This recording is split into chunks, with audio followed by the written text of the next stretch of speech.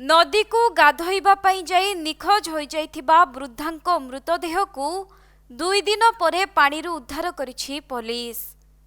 देवगढ़ जिला कुंढेईगला निकटरे टिकिरा नदीरू वृद्धांको मृतदेह को उद्धार करा जाइछि।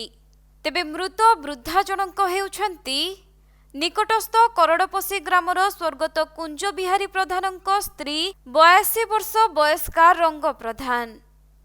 जहा सूचना रही गत बुधवार दिन से नदी को गाधोइबाकू जाई निखोज होई जाइथिले।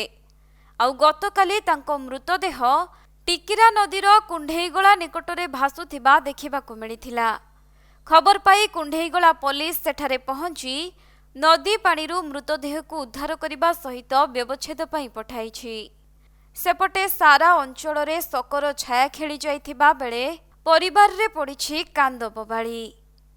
तेबे वृद्धा जनक गाधोइबा समय रे पानी रे बुड़ी जाइथिबारु तांकर मृत्यु होइथिबा नै अनुमान करा जाउछि।